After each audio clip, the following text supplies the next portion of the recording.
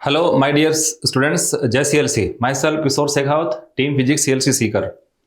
तो आज हम सॉल्यूशन करने जा रहे हैं Dangal test series for NEET 2025। और ये जो पेपर आपका है फोर्थ, जिसमें टॉपिक अपन डिस्कस करेंगे wave theory, thermal properties of matter, thermodynamics और केटीजी। महत्वपूर्ण टॉपिक है। तो आइए पहला क्वेश्चन देखते हैं इसका। इसमें कहा है कि एक कोई हमारे पास एक स्फेरिकल बॉडी है जिसकी रेडियस कितनी है 12 सेंटीमीटर और उसका टेम्परेचर है 500 केल्विन और वो 450 वाट पावर है वो रेडिएट कर रहा है, विकिरित कर रहा है। यदि इसकी रेडियस को अपन आधा कर दें, हाफ कर दें, टेम्परेचर को अपन डबल कर दें तो अब ये पावर कितनी रेडिएट करेगा। तो आप जानते हैं स्टीफन लॉ के अकॉर्डिंग जो पावर होती है P वो प्रोपोर्शनल टू हुआ करती है एरिया इंटू कितना टाइम, जो टेम्परेचर है उसकी पावर कितनी 4। अब चूंकि एरिया जो है स्फेरिकल बॉडी का होता है रेडियस के स्क्वायर के प्रोपोर्शनल, तो आर स्क्वायर इंटू कर दो टी की पावर कितना 4। तो इससे अपन कर सकते हैं पी डेस अपॉन कितना P is equal to R dash upon R इसका स्क्वायर इंटू कितना D T dash upon T और इसकी पावर कितनी 4। रेडियस अपन ने कर दी हाफ, तो r/2 यानी 1/2 अपॉन r/2 अपॉन r, तो r से r कट गया 1/2, 1/2 का स्क्वायर कितना 1/4 इंटू टेम्परेचर आपने किया double 2t upon T and T से टी कैंसिल, 2 का पावर 4 कितना 16। इसका मतलब वही हो गया आपका 4। तो p डेस अपॉन p, जिसमें p का वैल्यू कितना देखो, p डेस अपॉन कितना 450, तो p डेस का वैल्यू कितना हो जाएगा 450 का 4 टाइम्स यानी 4 गुना, तो ये हो गया 1800 वाट। नेक्स्ट, फ़ारेनहाइट पैमाने पर 9 डिग्री का जो टेम्परेचर का डिफरेंस है या जो इंक्रीमेंट है वो सेल्सियस स्केल में कितना होगा। तो टेम्परेचर के चेंज का जो अपन रिलेशन देखते हैं तो delta C upon 5 is equal to हुआ करता है डेल्टा F या डेल्टा TF अपॉन कितना 9। फ़ारेनहाइट पैमाने का चेंज कितना 9 डिग्री, इसका वैल्यू हमको क्या दे रखा है, ये है 9 अपॉन 9 कितना वैल्यू हो गया 1, तो डेल्टा C कितना हो गया 5, तो इसका आंसर आपका हो गया सेकंड। 0 डिग्री सेल्सियस पे 100 ग्राम बर्फ और इसको अपन 100 डिग्री सेल्सियस पर 10 ग्राम भाप के साथ या वेपर के साथ अपन मिक्स कर रहे हैं। तो आपसे पूछा कि मिक्सचर का टेम्परेचर कितना होगा, मिक्सचर में कंडीशंस क्या आएगी। तो ऐसे प्रश्नों को अपन जनरली समझते किस तरह से हैं, तो मिक्सचर है किसका, ice plus vapour, ice plus vapour. Ice की कंडीशंस क्या है, तो आइस का दे रखा है हमको टेम्परेचर 0 डिग्री सेल्सियस और इसका अमाउंट कितना है 100 ग्राम, और वेपर कितना है, इसका टेम्परेचर है 100 डिग्री सेल्सियस और मास कितना है 10 ग्राम। जब इनको मिक्स करते हैं तो मिक्स करने पर हम इसका जो कॉन्सेप्ट यूज करते हैं तो वहां अपन यूज करते हैं इन दोनों के लिए इंटरमीडिएट फेज और उसका टेम्परेचर। तो इंटरमीडिएट फेज अपन इसे मानते हैं वाटर के दो कंडीशन है, 0 का वाटर या 100 डिग्री सेल्सियस का वाटर। तो सिंपल पहले मान लेता हूं मैं water of 0 degree Celsius mix करने पर, तो इसको पहले यहां से यहां कन्वर्ट करूंगा, इसको मैं यहां से यहां लेके आऊंगा। जरा गौर करो, आइस 0 डिग्री की 0 डिग्री के वाटर में, यह है कौन वाटर, तो 0 डिग्री के आइस को 0 डिग्री के वाटर में बदलना है। इसका मतलब ओनली क्या हुआ, फेज कन्वर्जन पीसी में कितनी हीट आपको फॉर्मूले के अकॉर्डिंग ml। वेपर से पहले वाटर बनेगा फेज कन्वर्जन, उसके बाद फिर 100 डिग्री सेल्सियस से 0 पे तो उसका TC होगा। तो पहले तो कौन सा है इसमें फेज कन्वर्जन और फिर कौन सा है TC। फेज कन्वर्जन में हीट ml और इसमें ms डेल्टा थीटा। तो पहले अपन हीट चेक करते हैं कितनी इमिट हो रही है, कितनी आपको रिक्वायरमेंट है, फुलफिल कंडीशंस हो रही है नहीं हो रही वो देखना होता है। तो देखो 100 ग्राम आइस को वाटर में कन्वर्ट करने के लिए जो हीट चाहिए m इंटू एल, m कितना 100, l कितना होता है 80। तो एक रफली गणना के अनुसार 8000 कैलोरी हीट इसको चाहिए। निकली कितनी ml, m कितना है 10 इंटू 540, तो 5400 प्लस जो वेपर से वाटर बन चुका, वाटर का अमाउंट भी तो कितना 10 ग्राम, वाटर की स्पेसिफिक हीट कितनी 1 इंटू टेम्परेचर 100 से 0 तो ये हो गया 5400 प्लस 1000 5600। अब ध्यान करो कि पूरी आइस को मेल्ट होने में कितनी हीट चाहिए, 8000 कैलोरी, और इमिट कितनी हो रही है 6400, कम है ना। इसका मतलब कंप्लीट आइस कन्वर्ट नहीं होगी, तो मिक्सर में क्या आइस प्लस वाटर का मिक्सर होगा। तो एक आइस प्लस वाटर है, इसका मतलब पक्का मिक्सर में टेम्परेचर क्या हो रहेगा 0 डिग्री सेल्सियस। अब कौन किसका है, तो देखो इसको पूरा मेल्ट होने में इतनी हीट चाहिए, निकल कितनी रही है दिस प्लस 1, तो पहले ये प्रोसेस बाद में प्रोसेस ही हुआ करता है। इसका मतलब ये है कि जो ये टोटल हीट यहां से यहां तक निकल रही है ना, वो इसको क्या करेगी, पूरी तरह से मेल्ट नहीं करेगी। तो जो हीट यहां से निकल रही है वो टोटल कितनी निकल रही है 6400 कैलोरी, है ना। पूरा तो पॉसिबल नहीं, तो पार्शियल है। तो ध्यान दो, जो हीट यहां से बाहर निकलती है वो पूरा मेल्ट नहीं कर पा रही है, तो कितनी मेल्ट कर पाएगी, अमाउंट ऑफ मेल्टेड आइस वो अपन याद करते हैं। तो डेल्टा क्यू बराबर कितना ml, ये डेल्टा क्यू कितनी है 6400 कैलोरी, उससे कितना अमाउंट इसमें से मेल्ट होगा, तो डेल्टा क्यू बाई एल कर दूं, ये है 6400 अपॉन एल कितना होता है 80, उड़ा दूं तो ये हो गया 80 ग्राम। 100 ग्राम में से 80 ग्राम मेल्ट हो गया और पानी में बदल चुका है। अब तो आइस कितनी रही 20 ग्राम, आइस कितनी रहेगी 20 ग्राम, और 80 ग्राम इसमें ऐड हो गया पानी, तो 10 प्लस 80 कितना हुआ 90। तो मिक्सर का जो फ्यूचर अपन देखते हैं तो 0 डिग्री सेल्सियस, वाटर रिमेनिंग कितना हो गया 20 ग्राम, और जो आइस कितनी रिमेनिंग हो गई 20 ग्राम, और वाटर कितना है 90 ग्राम, और पूरे मिक्सर का टेम्परेचर है 0 डिग्री सेल्सियस। तो इसका आंसर आपका फर्स्ट चला जाएगा। कौन सा स्टेटमेंट रॉन्ग है, तो बोला है कि जितने वेव होती हैं उन सब वेव के ट्रांसमिशन के लिए मीडियम आवश्यक होता है। नहीं जी, मैकेनिकल वेव के लिए मीडियम चाहिए होता है, नॉन मैकेनिकल के लिए मीडियम नहीं चाहिए, तो ये गलत हो गया। केवल मैकेनिकल को ही इलास्टिक मीडियम चाहिए, सही है। इलेक्ट्रोमैग्नेटिक वेव के लिए माध्यम मीडियम नहीं चाहिए, सही है। जो वायु में ध्वनि की चाल तापमान के बढ़ने के साथ बढ़ती है, तो आप जानते होंगे साउंड की जो स्पीड होती है वो होती है root of gamma into RT by molecular weight. तो v जो ध्वनि की स्पीड है वो प्रोपोर्शनल रूट ऑफ t हो गया ना, तो t बढ़ने से तो v ध्वनि का वेग है वो बढ़ेगा। तो इसका आंसर ये भी सही है। तो रॉन्ग कौन सा है, तो आपका प्रश्न का आंसर कौन सा जाएगा फर्स्ट। नेक्स्ट, सेम फ्रीक्वेंसी की दो साइनोसॉइडल वेव हैं, एक ही मीडियम में ट्रेवल हो रही है और प्रत्येक का एम्पलीट्यूड कितना a है, तो दो वेव के बीच कितना फेज डिफरेंस 180 डिग्री है, 120 है। तो बोला कि रिजल्टेंट एम्पलीट्यूड कितना होगा, तो जब दो, जैसे अपन पढ़ते हैं AR वैसे होता है क्या A1 square plus A2 square plus कितना 2A1 A2 cos थीटा का रूट, थीटा या डेल्टा फाई फेज डिफरेंस होता है, ये होता है delta phi phase difference. A1 A2 का सेम हो तो AR का वैल्यू होता है 2A इंटू कोस ये डेल्टा फाई बाई 2, सही है। अब एंगल दे रखा है फेज डिफरेंस कितना 120 अपॉन 2 कितना 60, 2A कोस 60 होता है 1/2, तो 2A इंटू 1/2, ये 2 से 2 कट गया तो A आ गया कितना A। पर यूनिट लेंथ जो मास से किसी स्ट्रिंग का दे रखा है अपने को लैम्डा, और ये कोई एक यूनिफॉर्म स्ट्रिंग है, एक पल्स आपने यहां से बनाया और यहां एक्स डिस्टेंस से पहुंच गया, तो बोला कि स्पंद जो है ना पल्स, उसका एक्सेलरेशन एक्स पे किस प्रकार डिपेंड करेगा। तो यहां से स्पंद बना करके जब भेजेंगे एक्स डिस्टेंस पे जाने के बाद यहां इसकी जो स्पीड होती है ना वेलोसिटी, वो होती है रूट ऑफ एक्स जी होता है स्पीड। इसका मैं कर दूं स्क्वायर, v स्क्वायर कितना x इंटू जी, इसका अपन कर दें x के रेस्पेक्ट में डिफरेंशिएशन, तो क्या हो गया 2v dv by D X is equal to X का तो 1 हो गया ना इंटू ए जी हो गया। ये कौन एक्सेलरेशन, तो 2a बराबर कितना g, a कितना हो गया g बाई 2, ये तो मास पे डिपेंड नहीं कर रहा, ये x पे डिपेंड नहीं कर रहा, x से स्वतंत्र है, फ्री है, तो इसका आंसर आपका 4th हो जाएगा।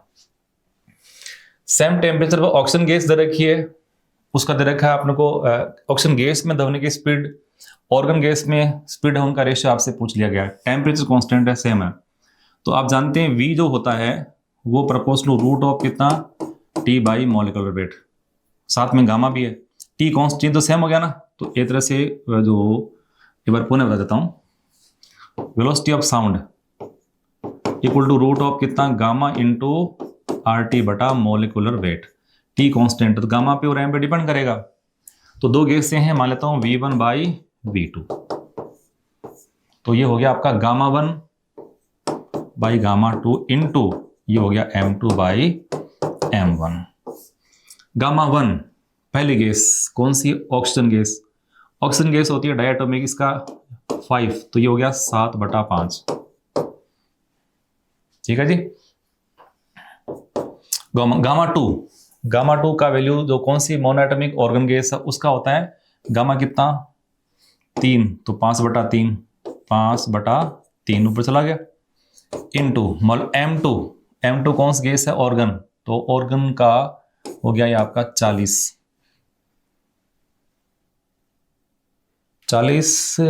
नहीं 20। अच्छा, उसके बाद अपन देखते हैं तो ऑक्सीजन गैस का हो गया 32। सही है। अब इसको अपन करते हैं सॉल्व। तो हमारे पास जो इसकी वैल्यू बनने जा रही है 20। तो अगर अपन 4 से इसको काट दें, 4 से ये 8 और ये हो गया 5, इसको इससे अपन उड़ा देते हैं 21/40।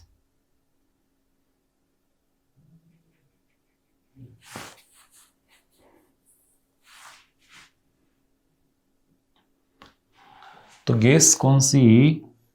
Lithium beryl boron argon. Oxygen gas to argon gas at the same temperature is. तो अभी हम इसको चेक कर रहे थे, तो देखो इसमें जो आर्गन गैस होता ना, इसका जो परमाणु भार हुआ करता है वो कितना होता है? 40। ये 40 का मतलब यहाँ, इसका मतलब यहाँ हम ऐसे कर दें 20 का डबल 2 हो गया ना, तो 2 से इसको उड़ा देता हूँ 4, तो ये हो गया 21/20। 21/20 का रूट। स्थिर दाब पर यानी कांस्टेंट प्रेशर पर किसी आइडियल गैस का जो आयतन तापीय प्रसार गुणांक यानी अल्फा, आपसे पूछा अल्फा एक्चुअली होता है क्या है? Delta V/V by delta T, इकाई ताप के परिवर्तन से वॉल्यूम में होने वाला फ्रैक्शनल चेंज, इसी को अपन बोलते हैं। ये हमको ज्ञात करना है। पर कंडीशन क्या? Constant pressure. तो किसी गैस के P कांस्टेंट होने पर V प्रोपोर्शनल T होता है। यदि इसका अपन लिखते हैं फ्रैक्शनल चेंज, तो कर दूंगा डेल्टा V/V इक्वल टू कौन सा? Delta T by T. अगर इस डेल्टा T को मैं इधर ले आऊं तो डेल्टा V/V पहले से पढ़ा, ये हो गया डेल्टा T, तो बचा कितना? 1/T, यही तो अल्फा हो गया। तो एक्चुअली ये है क्या? ये एब्सोल्यूट टेम्परेचर के इनवर्स के प्रोपोर्शनल है। 1/T ही क्या है? अल्फा है। ध्वनि तरंगे दो मार्गों से गुजर रही है। एक मान लो यहाँ साउंड कोई आपने कोई ट्यूनिंग फोर्क ले लिया, ये ट्यूनिंग फोर्क लिया, इसको वाइब्रेट करेंगे तो साउंड इसमें एंटर कर रही है। उसके दो भाग हुए, एक यहाँ से वो यहाँ से। अब इसकी रेडियस r मान रखिए, तो ये तो लेंथ कितनी होगी? 2r, और ये लेंथ यहाँ से यहाँ तक कितनी हो गई? πr। समझे? दोनों के पाथ का डिफरेंस कितना? ये पाथ लंबा है, ये पाथ छोटा है, तो πr माइनस का 2r, πr माइनस 2r, ये पाथ डिफरेंस डेल्टा आ गया। इसमें से r अपन कॉमन ले लें तो पाई माइनस का 2, ये path difference delta.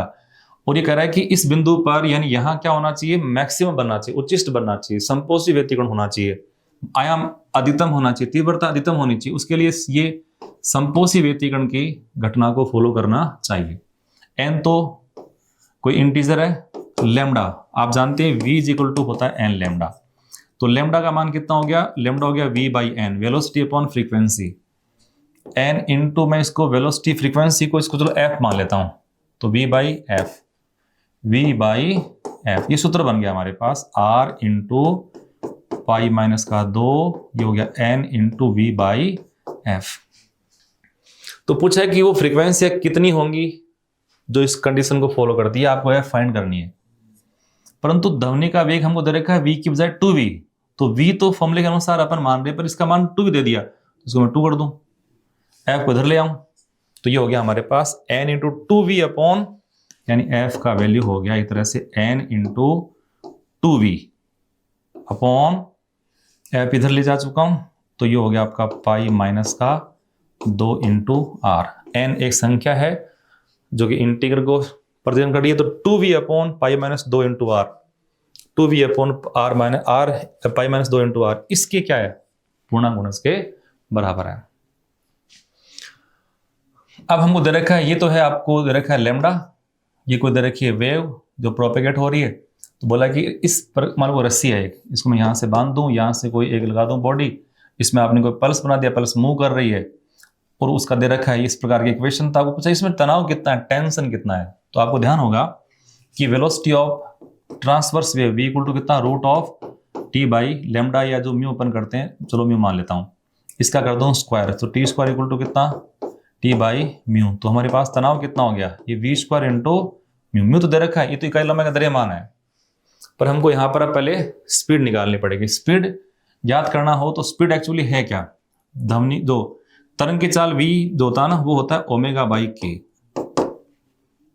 Omega by के, या इसको मैं x अपॉन टी भी कर सकता हूं, ये x अपॉन टी। तो ये वाला पद इसको बराबर कर दूं, तो x अपॉन टी, यहां तो ये होगा 0.5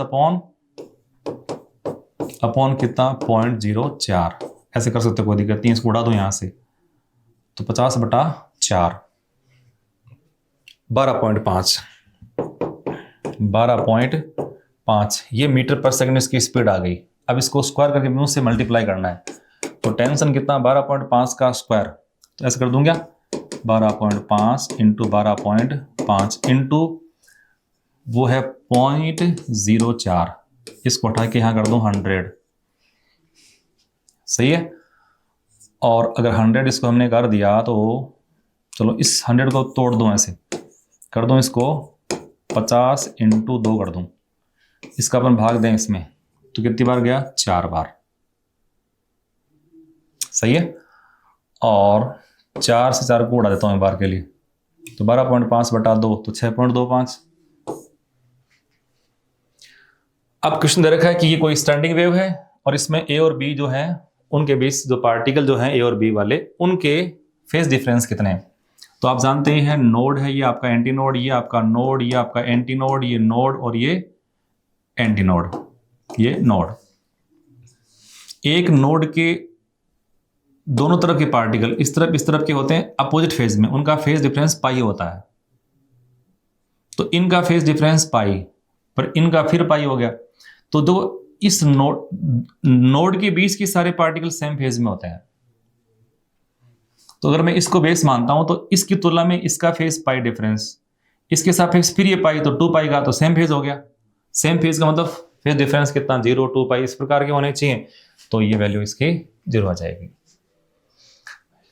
तो आपसे बोला है कोई पॉइंट सोर्स है, ये पॉइंट सोर्स है, इस पॉइंट सोर्स से किसी r डिस्टेंस पे मान लो इसकी पावर कोई p रही होगी, तो बोला कि इससे r दूरी पर जो एम्पलीट्यूड है वो किस प्रकार होता है। तो आप जानते हैं इस पॉइंट पे जो इसकी इंटेंसिटी आई, इंटेंसिटी होती है एम्पलीट्यूड के स्क्वायर के समानुपाती, और पॉइंट सोर्स होने पर ये जो इंटेंसिटी होती है वैसे p/4πr का स्क्वायर होता है, तो पावर अपॉन r के स्क्वायर के प्रोपोर्शनल। हमको पूछा कि एम्पलीट्यूड r पे किस प्रकार डिपेंड करेगा, तो a square proportional to 1/r square है, तो a प्रोपोर्शनल कितना 1/r हो गया। पूछा कि कौन सी इक्वेशन y के अलोंग मूव करने वाली अनुप्रस्थ प्रगामी तरंग है। प्रगामी तरंग कौन सी, प्रगामी, तो प्रगामी तरंग अपन इसमें चेक करें तो कि y में चल रही है, वो कौन है, ये वाली, ये x इक्वल टू, x तो है कण के कंपन की दिशा ky माइनस का ओमेगा t, यहाँ y क्या बता रहा है, ये तरंग के संचरण की दिशा का जो +5 में है, तो फर्स्ट इसका आंसर आपका सही चला जाएगा। अच्छा, 2 क्वेश्चन साथ चले गए थे, नेक्स्ट आओ देखो। 10 ट्यूनिंग फोरक है, उनको फ्रीक्वेंसी के बढ़ते क्रम में आपने अरेंज कर रखा है, और ये 8 बीट बढ़ते क्रम में है, तो पहले के सापेक्ष 8 बीट, दूसरा फिर 8 बीट ऐसे उत्पन्न कर रहा है। तो बोला कि जो मैक्सिमम फ्रीक्वेंसी है वो मिनिमम फ्रीक्वेंसी कितनी 4 गुना है, तो दोनों फ्रीक्वेंसी मिनिमम मैक्सिमम आपको फाइंड करनी है। मान लो पहली फ्रीक्वेंसी को मान लो f1, इसको मैंने f नोट या f मान लिया,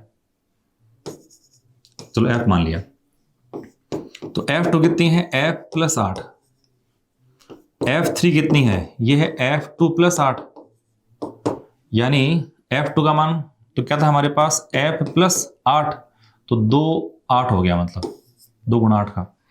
ऐसे ही f 10वां, 3 का तो 2 गुना है, 4 तो 3 गुना हो जाएगा, 10वां है तो मैं इसको ऐसे लिखूंगा f प्लस कितना 9 गुना 8, तो ये होगा f प्लस 72। ये पहली फ्रीक्वेंसी है f, ये कौन सी 10वीं है। अब बोला कि लास्ट की फ्रीक्वेंसी पहले की कितनी गुना है, 4 गुना है, यानी 10th वाली फ्रीक्वेंसी 4 गुना है किसकी, f1 की। ये है कितनी, f प्लस कितना 72 इज इक्वल टू 4f। इसको इधर ले आता हूं तो 72 बराबर कितना 3f। तो इस f का मान कितना 72/3 यानी 24 और एक ही ऑप्शन है 24, तो 24 ही इसका 4 गुना। नेक्स्ट देखो, ये इक्वेशन दे रखी है, x और y वी टर्म दे रखे हैं, तो सही कथन आपको सिलेक्ट करना है। तो y equal to 0.02 sine omega t cos, ये एक अपरिगामी तरंग है, स्टैंडिंग वेव है कोई। तो हमसे इसमें पूछा कि इसकी वेवलेंथ कितनी है, तो देखो ये तो है ओमेगा एक्स के एक्स, तो के एक्स का मतलब हो गया 2π/λ। एक्स तो एक्स है, तो इसका मान है कितना 10 पाई, पाई से पाई को उड़ा देता हूं, तो लैम्डा हमारे पास 2/10 तो 0.2 सही है, 0.2 तो 0.5 तो संभव ही नहीं है। तरंग के घटक की चाल इतनी है, घटक का मतलब जिन वेव के सुपर इम्पोज होने से बनती है, तो उसकी वेलोसिटी जो है वो तो स्टैंडिंग वेव तो नेट वेव होती है, उसकी स्पीड तो 0 हुआ करती है। यानी दो प्रगामी तरंगों के अध्यारोपण से अप्रगामी बनती है, 2 प्रोग्रेसिव वेव के सुपर इम्पोज होने से स्टैंडिंग वेव बनती है। तो स्टैंडिंग वेव तो 0 स्पीड की हुआ करती है, परंतु जो हम यूज करते हैं कॉन्स्टेंट, यानी जो जिनके अध्यारोपण से बनती है उनको हम लेते हैं, वो मूव करती है, उनकी स्पीड होती है ω/k। तो देखो ओमेगा कितना है इसमें 50 पाई, के कितना है 10 पाई, 5 दे रखिए 2, गलत हो गया, तो सही कौन सा है, फर्स्ट। एक बॉडी है वो 1 मिनट में 70 से 50 तक ठंडी हो रही है, उसी पिंड को 50 से 40 तक ठंडा होने में कितना समय लगेगा। उधर का सराउंडिंग का टेम्परेचर कितना है 30। तो ठंडा होने में समय जो अपन निकालते हैं उसमें याद करो आप कि डेल्टा T/ΔT बराबर K इंटू, इसको लॉस मान लूं तो मोड माइनस लेस अपन कर सकते हैं, कि ये आपका होता है T1 प्लस T2 या θ1/θ2/2 माइनस कितना T सराउंडिंग, तो मोड माइनस लेस ताप 70 माइनस 50 कितना हो गया 20/1। टाइम कितना लग रहा है इसको 1 मिनट, के 70 से 50, 70 प्लस 50 140/2, 70 प्लस 50 यानी कितना हुआ 120, 120/2 60, 60 माइनस सराउंडिंग का टी कितना है 30, तो 30 हो गया ये। तो 20 बराबर कितना k इंटू 30, तो माय डियर स्टूडेंट्स k का मान कितना 2/3 आ गया। अब बोला कि इसको 50 से 40 तक ठंडा होने में कितना समय लगेगा, 50 से 40 तक, ये है T2 माइनस का T1, तो 50 माइनस 40 कितना 10, समय मान लो कितना इसका T डैश, k का मान k कितना हो गया 2/3। अच्छा अब 50 40 90/2 कितना 45, सराउंडिंग का ताप कितना 30। अब इसको अपन सोल्व करना चाहते हैं, तो 10 अपॉन कितना T डैश बराबर कितना 2/3 गुणा, ये हो गया आपका 15। तो इसको उड़ाऊं यहां से तो 5 दूनी 10 10 से कट गया, T डैश कितना हो गया 1 सेकेंड, सॉरी टाइम मिनट में है तो 1 मिनट में ये सब हो जाएगा। अच्छा इसमें पूछा है कि इसको अपने y के रूप में से जोड़ रखा है, तो इस संधि का टेम्परेचर कितना होगा। ये लंबाई L है, सब सारी सेम मेटल की हैं, तो आप जानते हैं कि जो थर्मल रेजिस्टेंस R होता है वो होता है L अपॉन कितना K into A। K constant है, A सबका बराबर है, तो लंबाई की प्रोपोर्शनल है। ये लंबाई L 2L और 2L, इसका मैं मान लूँ कि 1 ओम, तो ये हो गया 2 ओम, ये हो गया आपका 2 ओम।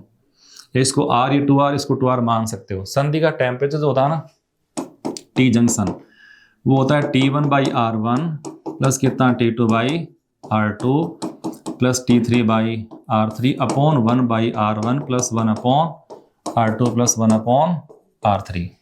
जो जंक्शन का अपन पढ़ता है ना टेम्परेचर, जो आप पोटेंशियल पढ़ते हैं करंट इलेक्ट्रिसिटी में, उस तरह से इसको भी फाइंड कर सकते हैं।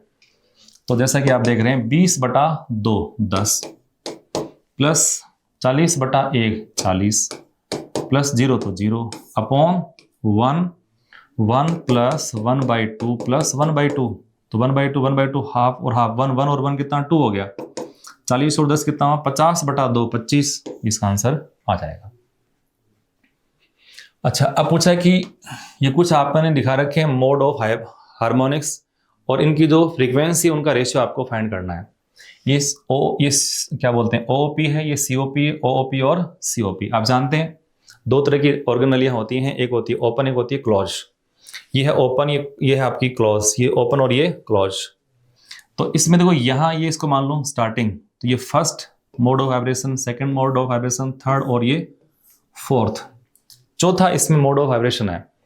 और आप जानते ही भी हैं कि जैसे जो ओपन वाली है उसमें क्या बनते हैं, ओड इवन सारे बनते हैं। तो इसकी फ्रीक्वेंसी वैसे इसकी लंबाई को L मान लूं तो ये होगी फ्रीक्वेंसी कितनी 4V/12। V/12 होती है इसकी फंडामेंटल फ्रीक्वेंसी। और उसके बाद इसमें ये V/12, 2V/12, 3/12, 4V/12 इसकी बन गई फ्रीक्वेंसी, SA की आ गई। बी में ये होता है फर्स्ट मोड, ये सेकंड, थर्ड, फोर्थ। यहाँ बनते हैं ओड हार्मोनिक्स, विषम सनादि बनते हैं। तो आपको ध्यान हो यहाँ होती फ्रीक्वेंसी इसकी V/3V, फिर 5 और ये होगी 7 7V/4L, 7V/4L ये इसकी फ्रीक्वेंसी बी की बन गई। अच्छा, फिर ये ओपन आ गया तो ये फर्स्ट, सेकंड, थर्ड, ये होगी 3V/12। यहाँ 1 2 3 तो ये V/4L, 3V और ये हो गया आपका 5V, तो 5V/4L। ये चार फ्रीक्वेंसी हैं, ये इसकी और ये इसकी। अब इनका हमको चाहिए रेशियो। तो देखो ये 2L 4L 2L 4L है, इसको मैं 2 से मल्टीप्लाई 2 से डिवाइड कर दूं, 4L हो गया। यहाँ भी 2 से मल्टीप्लाई 2, इसकी तो आवश्यकता नहीं है, यहाँ कर दूं इसको 2 से मल्टीप्लाई 2 से डिवाइड, तो ये V/4L V/4L कट गया। तो यहाँ 4 × 2 कितना 8, रेशियो 7, 3 × 2 कितना 6, रेशियो कितना 5। तो 8 7 6 5 ये इसका अनुपात आ जाएगा। दो एक समान तार हैं, उनको 100 न्यूटन के समान तनाव से आपने खींच रखा है और फ्रीक्वेंसी उसमें दोनों में कितनी है 400 हर्ट्ज। अब इस एक तार का तनाव इतना बढ़ा दिया तो सुनाई देने वाले विस्पंद आवर्ती यानी बीट्स कितने बनेंगे। दो तार हैं ऐसे, दोनों तार पहले फ्रीक्वेंसी सेम थी, तनाव सेम था। और आप जानते हैं फ्रीक्वेंसी जो यहाँ बनती है n, वो प्रोपोर्शनल √T या प्रोपोर्शनल T की पावर कितना 1/2। आपने तनाव थोड़ा सा बढ़ा दिया, तो थोड़ा सा बढ़ाने में फ्रीक्वेंसी में होने वाला, मान लो इसकी फ्रीक्वेंसी n या n डेज हो गई, तो इसका difference n days minus n, तो आवृत्ति का जो चेंज है वही बीट्स होते हैं। तो हम आवृत्ति का चेंज यहां से निकाल लेते हैं। तो तनाव के थोड़े परिवर्तन से n समानुपाती अगर ये है, इसको अपन लिखे फ्रैक्शनल चेंज के रूप में, तो ΔN/n initial equal to 1/2 into ये ΔT/T। ये फ्रीक्वेंसी का परिवर्तन, फ्रीक्वेंसी का परिवर्तन ही बीट्स बनते हैं। तो बीट्स अपॉन पहले फ्रीक्वेंसी कितनी थी 400, 1/2। तनाव का परिवर्तन हमने कर दिया 2 न्यूटन अपॉन T, पहले था कितना 100 न्यूटन। अब इसी पर करते हैं काटा और PT, उड़ा दो इसको, इसे कट गया तो 4 रह गया ना, तो B = 4, B = 4। ये विस्पंद आपको सुनाई देंगे। इधर रखिए अपने को अप्रगामी तरंग, कण की अधिकतम अनुप्रस्थ गति। तो आप जानते हैं कि जब स्टैंडिंग वेव बनती है उस समय जो मैक्सिमम स्पीड इस पार्टिकल की होती है और इस पार्टिकल का रिजल्टेंट एम्पलीट्यूड होता है 2a। इसकी V मैक्सिमम कितनी होगी, A मैक्सिमम इंटू ओमेगा, तो 2a इंटू ओमेगा। पर ध्यान दो साइन की x कोस ओमेगा t, तो ओमेगा का मान तो 1 दे दिया ना, तो ओमेगा के 1 होने पर इसका कितना हो गया उत्तर 2a। दो हमारे पास कोई बेलनाकार छड़े हैं जिनमें से प्रत्येक की लेंथ कितनी L है, उनको पैरेलल जोड़ रखा है। जैसे इस प्रकार दो छड़े हैं, पहली और ये दूसरी, लेंथ दोनों की बराबर है। K इसका K1 है, ये है K2। अनुप्रस्थ काट एरिया इसका A है, ये कितना दे रखा है अपने को 2a। दोनों जोड़ दिया, तो जोड़ने पर एक रोड मान लो ऐसे, इसका एरिया कितना हो गया 3a। ये मान लो K इक्विवेलेंट, लेंथ तो L ही है। अब इसको सोल्व करते हैं तो इसका फॉर्मूला आपको ध्यान होगा कि ये होता है K equivalent into A system equal to होता है K1 A1 और प्लस कौन सा K2 A2। K1 तो कितना है K1, A1 कितना A, K2 कितना, K2 पर A2 कितना है 2A। A सिस्टम कितना होता है 3A, इसका भाग देंगे अपन और A को अपन कॉमन ले काट देंगे तो K1 plus 2K2 upon 3, K1 plus 2K2 upon 3, ये इसका फॉर्मूला आ जाएगा। हमें पूछा है कि इसकी एवरेज इंटेंसिटी का वैल्यू कितना होगा। दो वेव हैं, फर्स्ट का एम्पलीट्यूड कितना है 5, सेकंड का है कितना 2। अगर मैं इसकी फ्रीक्वेंसी को f मान लूं, इसकी फ्रीक्वेंसी को देखो, जितने समय में इसने एक चक्कर पूरा किया है उतने में दूसरे ने 2 चक्कर पूरे करे हैं, इसलिए इसकी फ्रीक्वेंसी या दूसरी फ्रीक्वेंसी कितनी है 2f हो गई। और इंटेंसिटी जो होती है वो प्रपोज टू होता है आयाम का स्क्वायर इनटू फ्रीक्वेंसी का स्क्वायर, तो I1 बाई I2 बराबर कितना होगा A1 बाई A2 का स्क्वायर, और ये हो गया F1 बाई F2 का भी square. A1 by A2, A1 कितना 5 का स्क्वायर 25, A2 कितना 2 का स्क्वायर कितना 4, F1 1 है, F2 कितना है 2F, तो 2 का स्क्वायर कितना कर दूं 4, तो 25/9।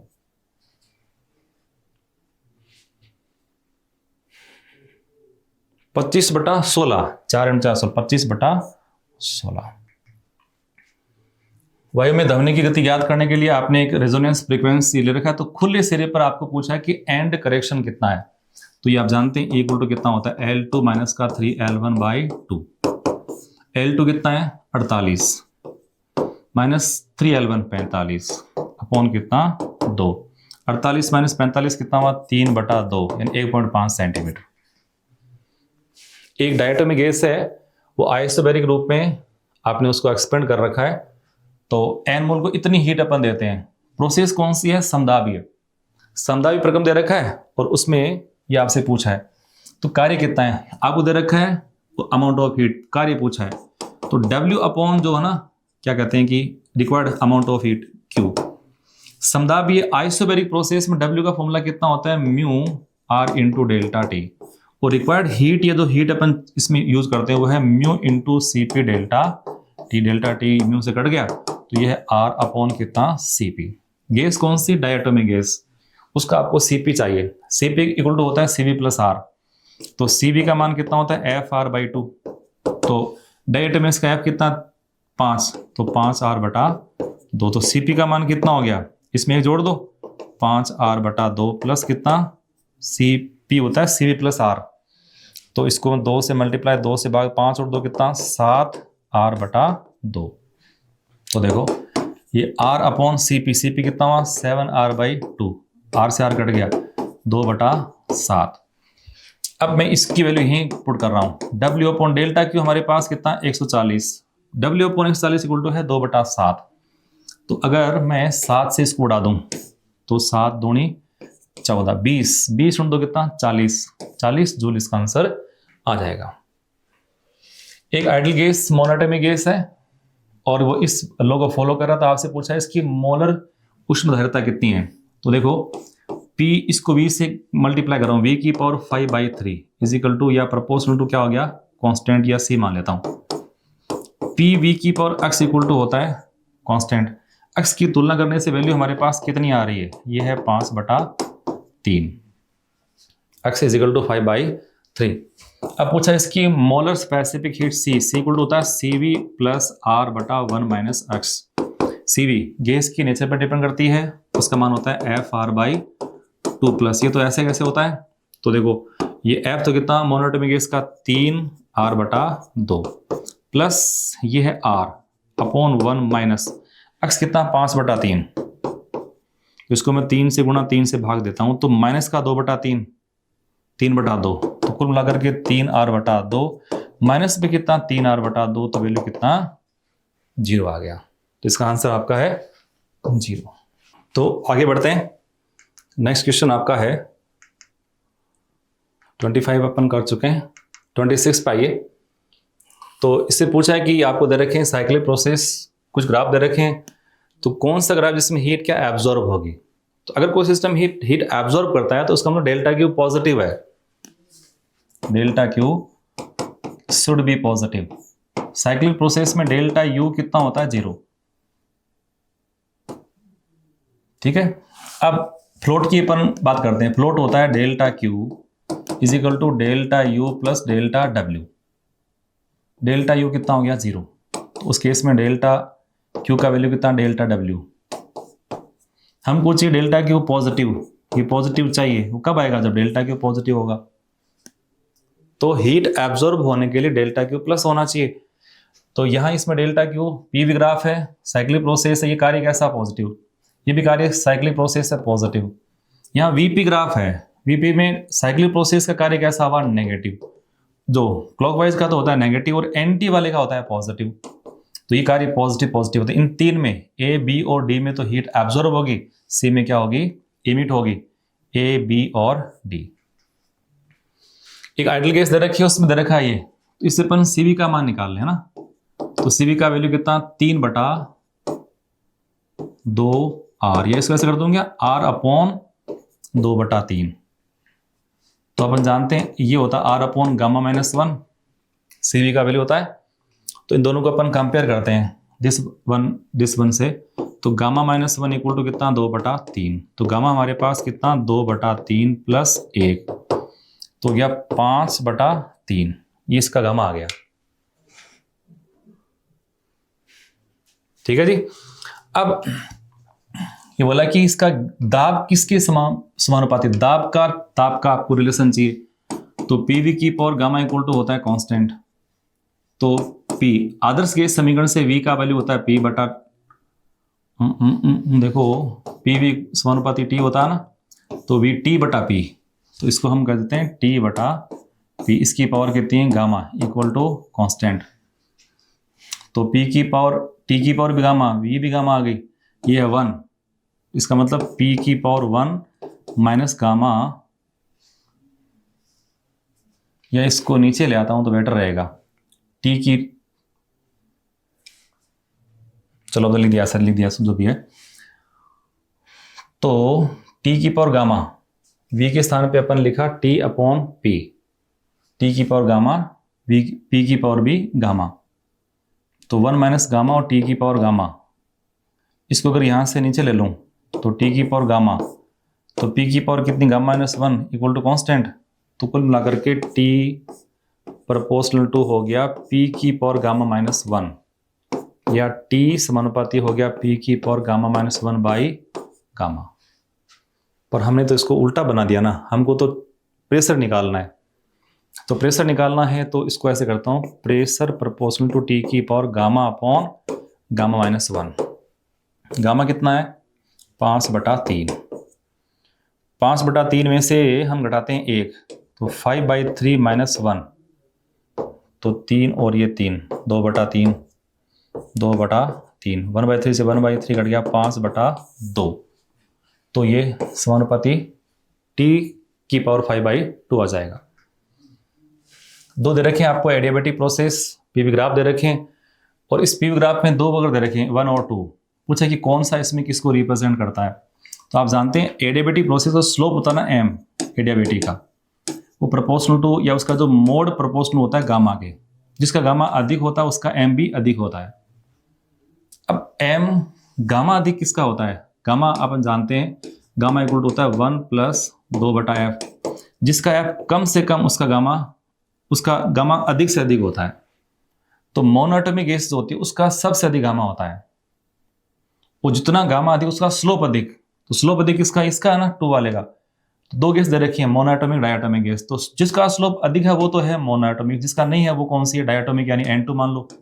तो फर्स्ट N2 का है, सेकंड कौन सा, हीलियम का।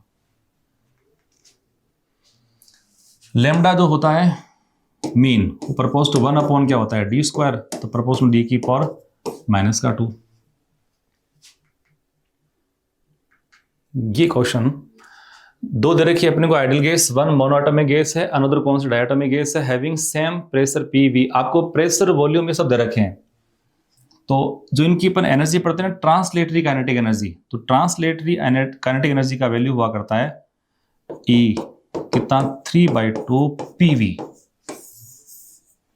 ट्रांसलेटरी 3/2 PV सारे प्रकार गैसों के लिए, सारी प्रकार गैसों के लिए 3/2 PV। जो मोनोएटॉमिक गैस है, डायटोमिक गैस, सारे के लिए the translational kinetic energy, monoatomic gas कितनी, डाई की इतनी ना साहब। The translational kinetic energy both monoatomic di दोनों के लिए सेम होती है। ये इसका सही है, नेचर पर डिपेंड नहीं करता साहब। ये तो फिक्स होता है। पर कौन सी है? Translatory kinetic energy. आपको कुछ गैस के दे रखी है, अणु की स्पीड दे रखी है, और आपसे पूछा है कि VRMS का मान कितना है। तो VRMS का वैल्यू होता है पहले पार्टिकल का वेग का स्क्वायर 1 का स्क्वायर प्लस 2 का स्क्वायर कितना 4 प्लस 6 का स्क्वायर कितना 36 प्लस 8 का कितना 64 अपॉन कितने पार्टिकल 1 2 3 4 4 पार्टिकल इसका रूट। तो आप देखो इसमें 36 और 64 कितना होगा 100 105 बटा 4 105 का रूट और ये 4। तो थर्ड इसका आंसर हो जाएगा। कि कौन सी प्रक्रिया P और T ग्राफ है प्रोपोर्शनल, इसका मतलब वॉल्यूम कांस्टेंट है, तो आइसोमेट्रिक प्रोसेस इसको अपन कह सकते हैं। एक कार्नोट दे रखा है इंजन 1/5 इसकी एफिशिएंसी, सिंक का टेम्परेचर कितना है 50 केल्विन और दक्षता 1/3 इसकी अपन कर देते हैं। तो आपसे पूछा है कि सिंक का टेम्परेचर कितना होगा। तो आप जानते हैं कार्नोट इंजन की जो एफिशिएंसी होती है ईटा, वो होती है कितनी W/Q1 यानी T1 माइनस का T2 अपॉन T1, ये इसका फॉर्मूला होता है। तो पहले हमको दे रखी है 1/5, ये 1/5 इज इक्वल टू कितना, चाहो तो इसको 1 माइनस कितना T2/T1 1 माइनस T2/T1। T2 हमारे पास कितना है मान लेता हूं, ये पहली कंडीशन है। तो इससे अपन T2/T1 रेशो निकाल लेंगे। फिर बोला कि इसकी एफिशिएंसी कितनी 1/3 हो जाए, तो अगले में 1/3 पर 1/3 कब होगी 1/3 कब होगी साहब, तो इसको अपन ऐसे करते हैं 1/3 is equal to 1 minus sink का टेम्परेचर 50 केल्विन अपन ने कम कर दिया, सिंक का T2 होता है, तो नेट ताप T2 डेस या T2 माइनस कर दूं 50 अपॉन कितना T1, वहां से इस वैल्यू पुट कर देंगे एक T1 की और T2 का वैल्यू यहाँ से फाइंड कर लेंगे, और करीब करीब ये कितना वैल्यू आता है 33 में। इसको जब कैलकुलेट करोगे तो ये आंसर आपको 300 केल्विन की आंसर इसका आपका आ जाएगा। नेक्स्ट क्वेश्चन देखो कि आपसे पूछा कि A और B और A पर स्पीड का RMS स्पीड का, B पर स्पीड मान लो V1 और यहां कौन से V2, इनका रेशियो आपसे पूछ लिए। ग्राफ दे रखे, ग्राफ में यहां दे रखा है वॉल्यूम, दे रखा है आपको प्रेशर। तो आप जानते हैं आदर्श गैस समीकरण से T समानुपाती P इंटू V होता है, और वेलोसिटी जो VRMS होता है ना, VRMS समानुपाती क्या होता है √T, तो कर दो समानुपाती P इंटू V कर दो बस। तो ये V1 बटा V2 बराबर रूट ऑफ, तो 1 यहाँ 4 इंटू 2 4 इंटू 4 कितना हुआ 16, यहाँ 2 इंटू 1 कितना 2, तो कितना 8 हो गया, 8 का रूट कितना 2 रूट 2, तो 2 रूट 2 रेशियो 1, ये इसका आंसर आपको मिल जाएगा। नेक्स्ट लिखा है कि एक रेफ्रिजरेटर के अंदर और बाहर का टेम्परेचर रखा इतना और इतना, और ये रिवर्सिबल प्रोसेस को फॉलो कर रहा है, तो प्रत्येक जूल वर्ग के लिए बाहर कितनी हीट आपको निकालनी पड़ती है। जैसे जानते होंगे ये सोर्स होता है और ये होता है इसमें सिंक होता है, यहाँ से हीट बाहर निकालते हैं Q2, W इस पे वर्क डन करते हैं, यहाँ से Q1 फिर इन्वायरमेंट में अपन रिलीज करते हैं। तो बाहर त्यागी गई ऊर्जा मतलब Q2 और वर्क डन दे रखा है अपने को W, Q2 होता है T2 अपॉन कितना T1 माइनस का T2, Q2 हमको निकाल, W कितना है 1, तो ओनली वैल्यू पुट करनी है। T2 हमारे पास कितना है 273, T1 माइनस का T2, तो अगर मैं इसमें से इसको उठाता हूं तो ये हो गया आपका 30, W है 1, तो Q2 का मान इतना ही आ गया। अब इसको यहां से कर दूं पॉइंट 9.1, तो लगभग कितनी है 9 जूल।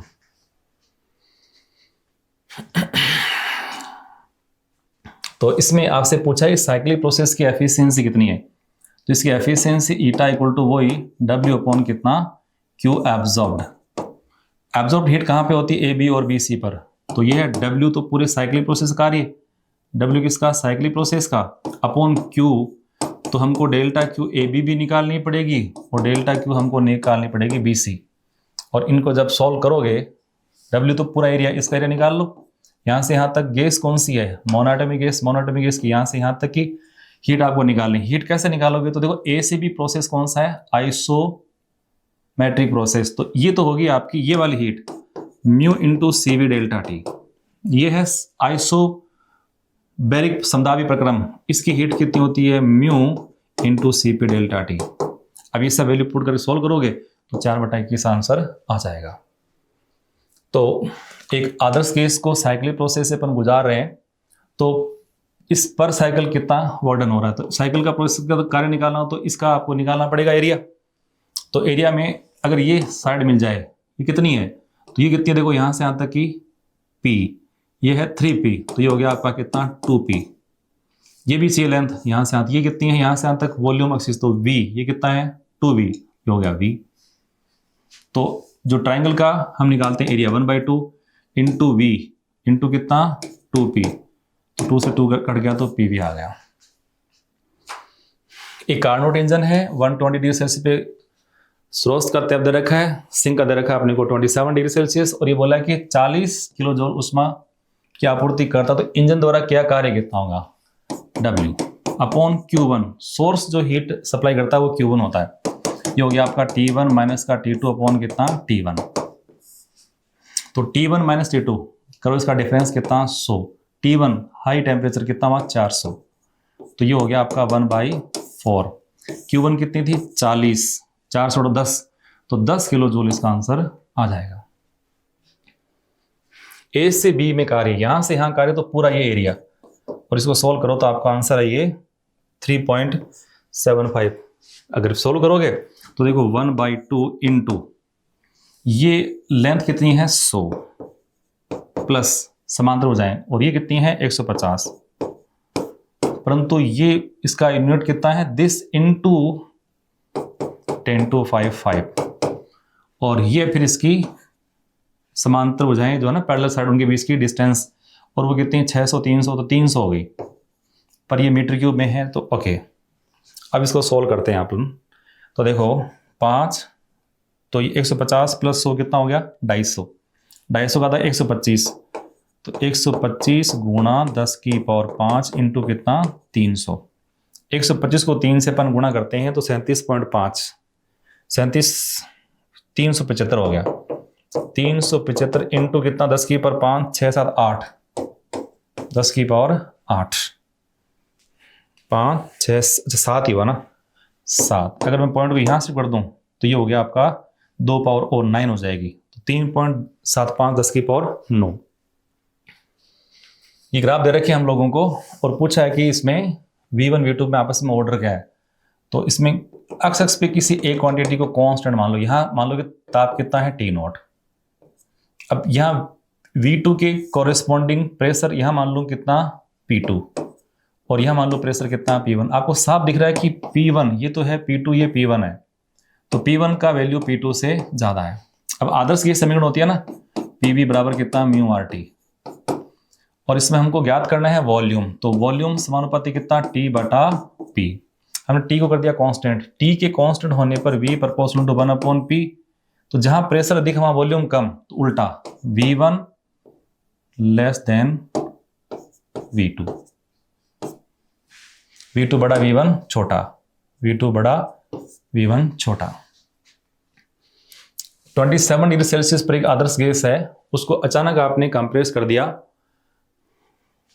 यहां तक, तो टेम्परेचर में कितनी इंक्रीमेंट होगी, तो Tv⁻⁻1 इक्वल टू कॉन्स्टेंट। इससे अपन उसको सोल्व करेंगे। गैस कौन सी, मोनोएटॉमिक, और मोनोएटॉमिक गैस का गामा होता है 5/3। इससे इसको आप सोल्व करेंगे, तो सोल्व करने से यानी देखो आपको ताप निकालना ना, तो T समानुपाती हो गया 1/V⁻⁻1, तो इसको ऐसे कर लो T'/T बराबर कितना V अपॉन नीचे है ना इसमें V', और इसकी पावर कितनी गामा -1, V' कितना 8/27, गामा का वैल्यू ये सब पुट करोगे, तो पुट करने पर जो 41 जो है इसमें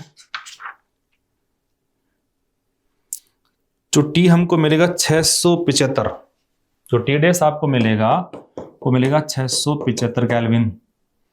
पहले ताप कितना था 300 केल्विन, तो वर्दी कितनी होगी 375। अच्छा, इसमें देखो पूछा कि गैस को A से B ले जाएं तो वर्क डन किस प्रकार, तो A से B लगातार इसका वॉल्यूम तो बढ़ ही रहा ना, और आप जानते हैं PV ग्राफ और वॉल्यूम एक्स के बीच का जो एरिया है वही कार्य को, तो लगातार कार्य इसमें इंक्रीमेंट के रूप में बढ़ता ही जा रहा है। गामा का मान कितना होता है, सॉरी सी का मान R/Γ-1 ये होता है। ऑक्सीजन गैस को आदर्श गैस मान लें तो उसका तो PV इक्वल टू कितना होता है, μRT, amount of gas upon molecular weight into RT। Gas की मात्रा कितनी है जी, 10 ग्राम, और ऑक्सीजन गैस का ये अणुभार कितना, 32, तो 32/10/32 RT। तो अपन लास्ट क्वेश्चन पे आ चुके हैं, तो डिस्कस करते हैं इसको। PV diagram for an ideal gas दे रखी है, ए और बी पे दे रखी है अपने को इसमें इंटरनल एनर्जी, और उसका दे रखा है वैल्यू कितना, ए पे दे रखा है 110, बी पे दे रखा है आपको 50, और इस तरह से प्रोसेस है। उसमें बी से सी प्रोसेस, बी से सी प्रोसेस में जो हीट आप दे रहे हैं, heat given delta Q positive है वो 60 दे रखा है। तो पूछा है कि then internal energy of gas in the state C पर आपको ऊर्जा पूछ ली। तो बी से सी अगर अपन लगा देते हैं इसमें सारा खेल, तो सबसे पहले बी से सी है ना, देखो बी से सी प्रोसेस, इसमें आपको देखो यू ए हमको दे रखा है, यू बी हमको दे रखा है, यू सी हमको दिया हुआ नहीं है। तो बी से सी हमको क्या अप्लाई करना पड़ेगा, फ्लोट। तो उसके लिए बी से सी तक आपको हीट भी चाहिए, इंटरनल एनर्जी का चेंज भी चाहिए। तो बी से सी तक डेल्टा यू कितना होगा, यू सी माइनस का यू बी हमको दे रखा है, यू सी हमको फाइंड करना है, कर लेंगे। बी से सी हमको दे रखा है, हीट दे दिया, वोडन अपन इसके एरिया से निकाल लेंगे। ओके, तो देखो सबसे पहले आपको चूंकि बी से सी फ्लोट लगाना था तो सारी चीजें चाहिए। तो देखो मैंने लिखा है A to B W by gas, तो बी से सी वॉल्यूम घट रहा है तो कार्य नेगेटिव है, पक्की बात है। तो हमको निकालना है इसका एरिया, ये है पैरेलल साइड कितनी है, ये तो है आपको देखो 20, ये कितनी है 50, तो नेगेटिव है ही 1/2 इंटू 20 + 50 इंटू ये कितनी लेंथ है पूरी है, ये टोटल है 6 - 2 4, ये 4 होगी, इसको मल्टीप्लाई करो तो माइनस का 140 जूल आ जाएगा। अब बी से सी फ्लोट अपन लगाते हैं तो डेल्टा क्यू होता है delta U plus delta W, delta W -1/40 है, डेल्टा यू हमको फाइंड करना, डेल्टा क्यू दे रखा है, हीट गिवन टू सिस्टम तो प्लस की है, तो डेल्टा यू कितना हो गया, जोड़ दो इसको 40, 140 + 60 कितना 200।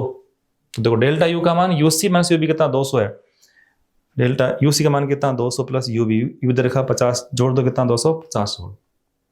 ठीक है जी, तो ये आपका लास्ट क्वेश्चन था, इसका आंसर है कितना 250 जूल। ओके, तो अच्छे से पेपर को सॉल्व करें, एंजॉय करें इसको आप। ठीक है, ओके, थैंक यू, जय CLC।